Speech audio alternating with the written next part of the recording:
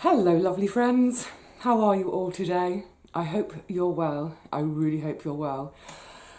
Here we are at the end of month 35. Oh my goodness, I'm coming up for my big anniversary.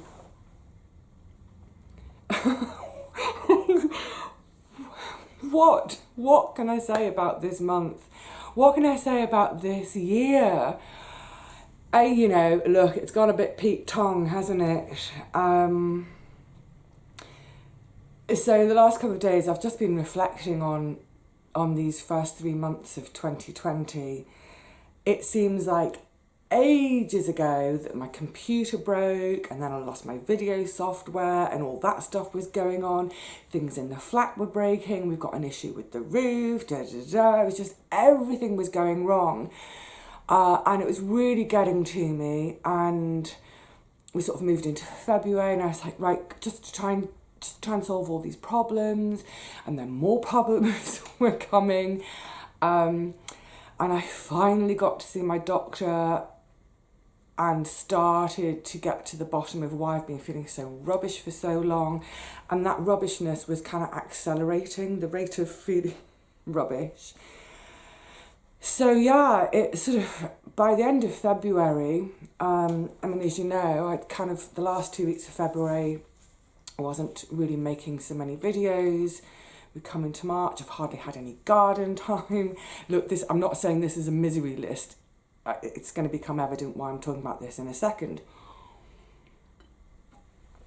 So yeah, generally those first 2 months of this year, I found challenging. I've got quite depressed about things at times. And yeah, there have been times when I felt a bit sorry for myself and been a bit, poor me. We come into March and my attitude was, right, enough of that, pull your socks up, get on with things. And then there was this big question mark about my great aunt's health, and then along came the virus. So, really, I want a refund on this year. But it's interesting. So this is what I've been reflecting on, and that's why I was just mentioning the fact that I was being a bit at the beginning of the year. A couple of people have mentioned to me, both from videos, in my Facebook private messaging, but in personal friends. They've all said in the last 2 weeks I seem really chipper, really energised, full of beans, full of joy. And I have been. It's tempered with, obviously when I'm in a video with you guys, that's just half an hour of my day. And then the rest of the day, I am still really struggling with energy and all the side effects of the various blood issues. But it's true, I am quite chipper at the moment, probably annoyingly so for some people. I do apologise if you don't like my chipperness. And it was having a conversation, obviously via video link, with a friend yesterday morning. I've lost track of time. I'm really losing track of time. It's Tuesday today. And as she said, she put it to me, she said, Vivi, when there's a crisis, you come into your own.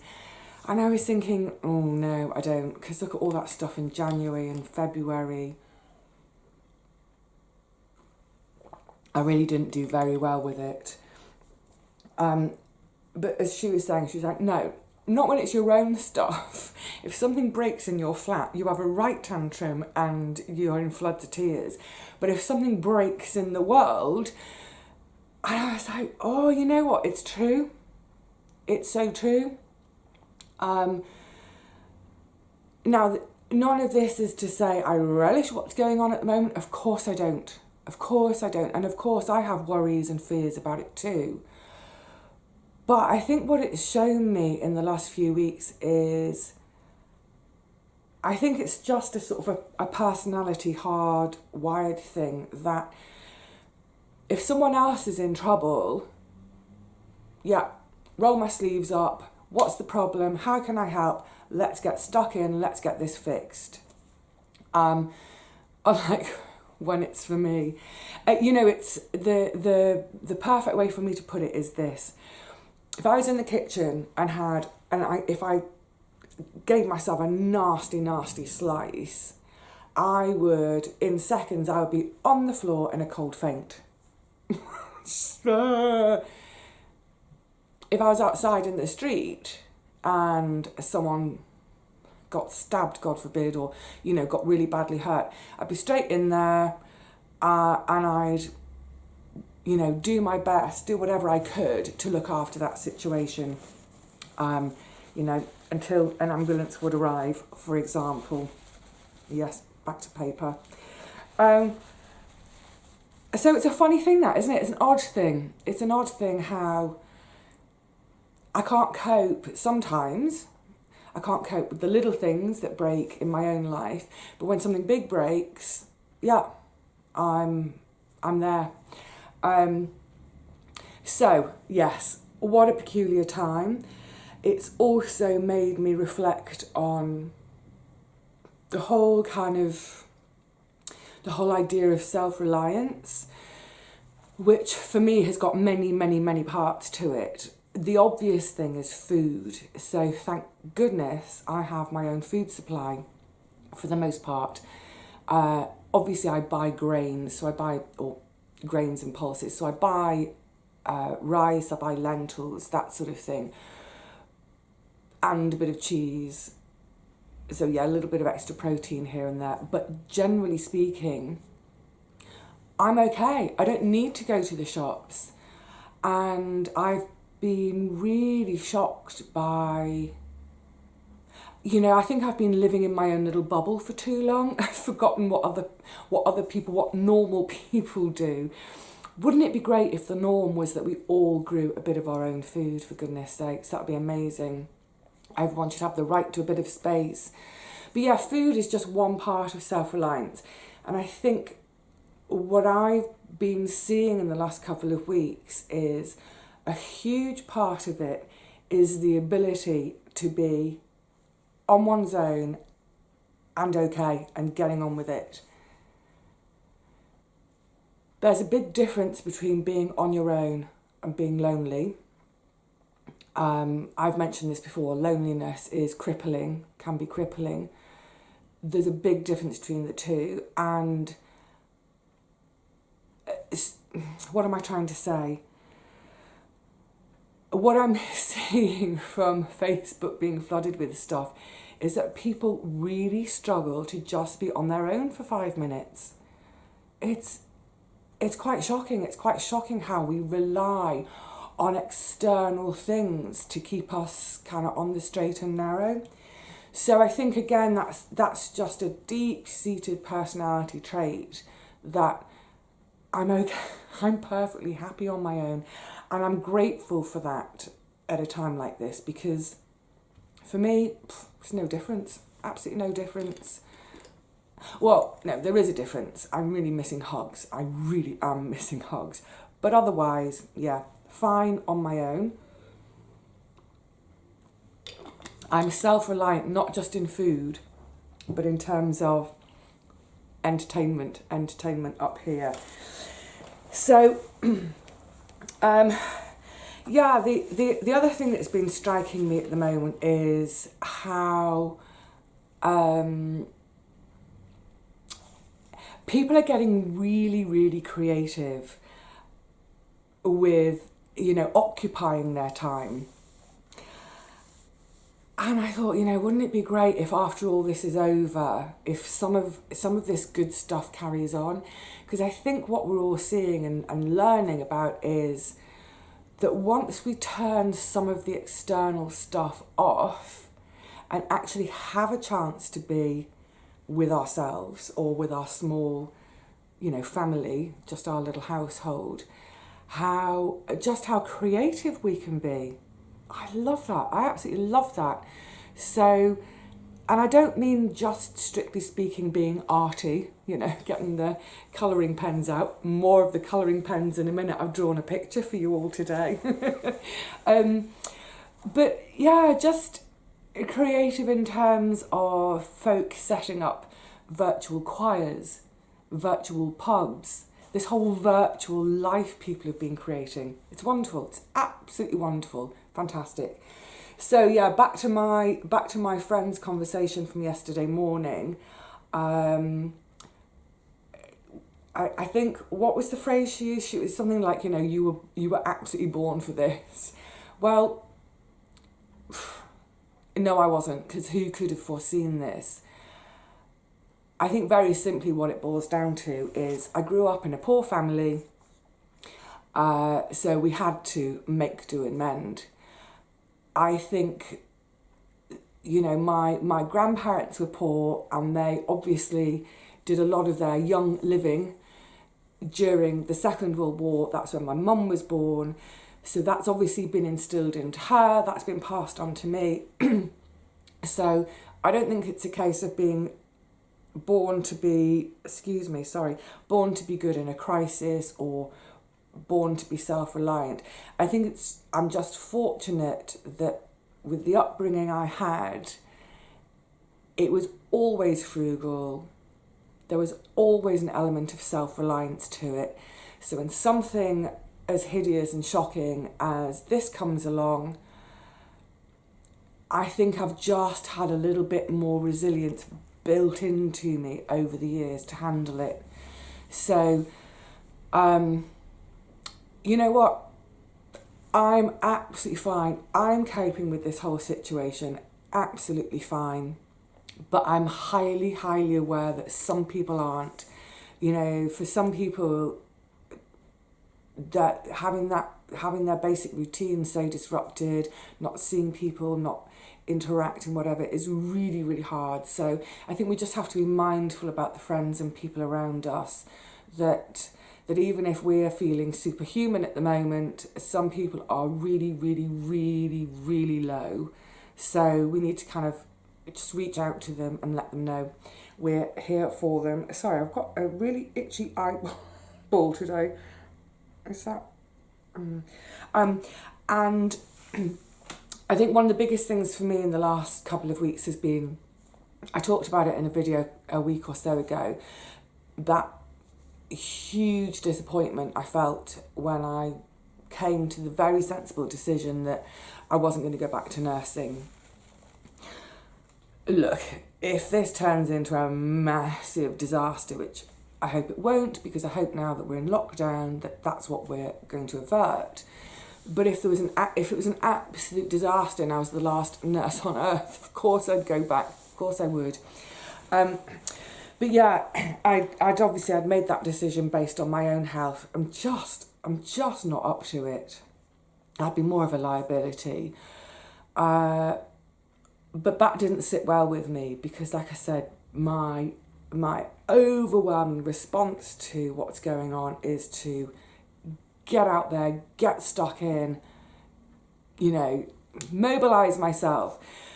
So what's been great is I am finding ways to do that in terms of just working in my immediate locale. That sounded wrong then. In my immediate neighbourhood, my immediate community, to do things to help for people who are at home sick or they're at home isolated because in those high risk groups, whatever it is, I am able to do my bit, which is great. And yeah, it makes me feel good, you know. And why not? Why not feel good for knowing that you've helped someone and that you've made them feel good? I'm not ashamed of feeling good for helping. Great. You know, God, it sounds really immodest. I don't mean it in an immodest way. What I mean is, if something makes you feel good, did you hear that massive rumble in my tummy then? Breakfast was ages ago. Yeah, if something makes you feel good, do it, so long as it's doing good, if you see what I mean. I'm being very careful, obviously, in terms of Everything is no contact. I have to say people are generally behaving really well here. So, yes, I'm going to come on to my picture in a second, but just to say, I would have had no idea, you know, at the beginning of this year, thinking ahead through this year, who would have known that this is what we'd be sitting chatting about? So, look, I'm bound to talk about it because it's informing everything at the moment, pretty much everything, including whether or not we go to our allotments, which is why I'm going to come on to my picture in a minute. So yes, I'm bound to talk about it. I'm hoping, at the moment the weather is so cold. We've got these biting northerly and northeasterly winds, which are just horribly, horribly cold. There's no point in me being out there being miserable when I can be at home, getting on with things here, that's fine. But I would say that in 2 or 3 days, temperatures are going to be back up. There's loads to do in the garden. Can't wait to get stuck in. So the reason I'm saying that is because I know that in the last sort of 2 weeks, a lot of the videos have been about the virus.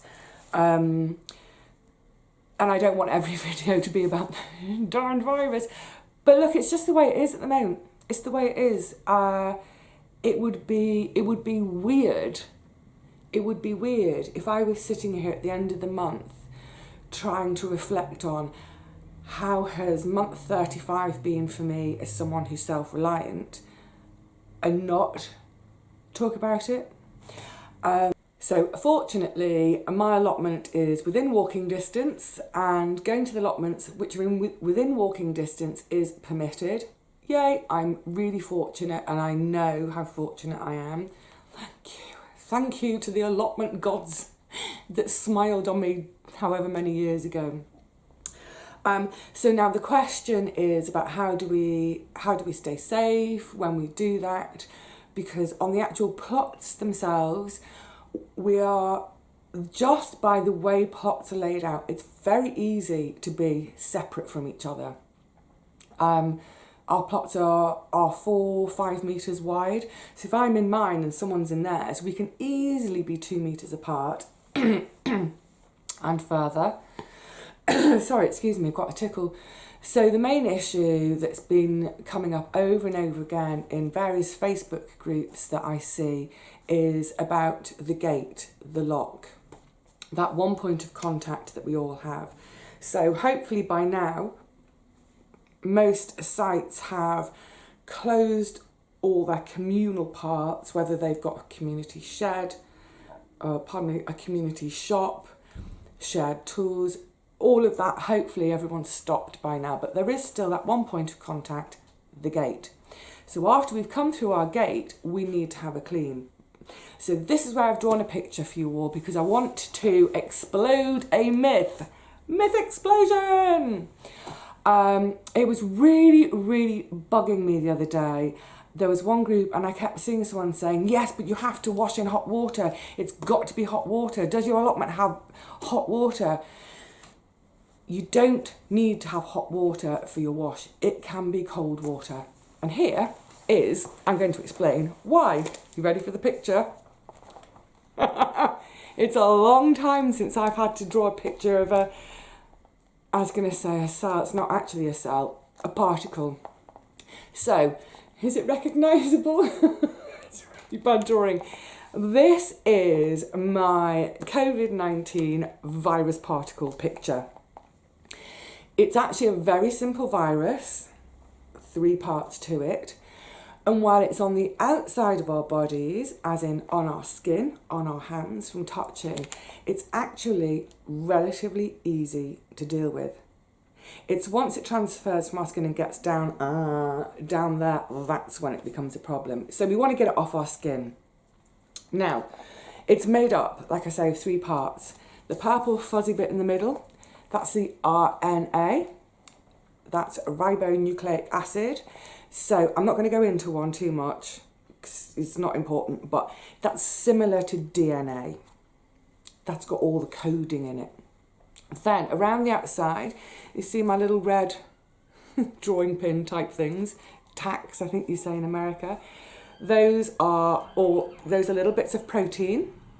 And then between them all, can you see where I've done it in yellow?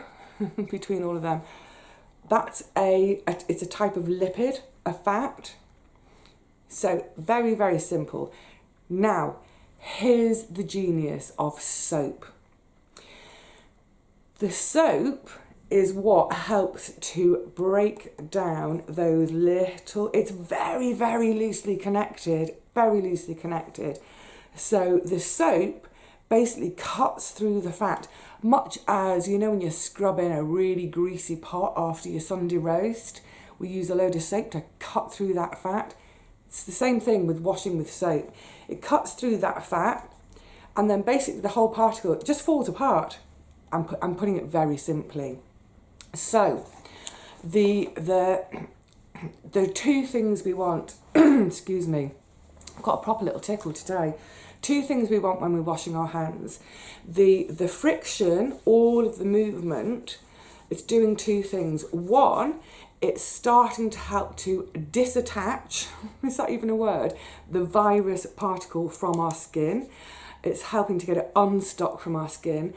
But also that friction, as the action of the soap, the sudsy bit, starts to break through those little bits of fat and starts to disintegrate the virus particle, the friction also helps to smash those little particles apart. So it's got nothing to do with the temperature of the water. It's easier to get a lather with warm water than cold water. I don't understand the physics of that. I'll have to look that up. I'm loving all my science at the moment. But yes, so the main thing is you get your hands wet in water, get your lather, get a good lather, do all your actions, do all your actions, do all your actions, do all your actions, do all your actions, do all your actions, don't forget your wrists, and then back under the water to rinse it off. So, and one of the reasons I'm saying this is because I know that a lot of you on your allotment sites, you do have running water, but it's cold running water. And two, I just want to dispel the myth, because I think what's really frustrating for me at a time like this, I've got too much time on my hands, I do need to do some nursing, is when I'm seeing people giving advice and they're not qualified to give advice. Anyway, so there we go. Please don't worry about the temperature of the water.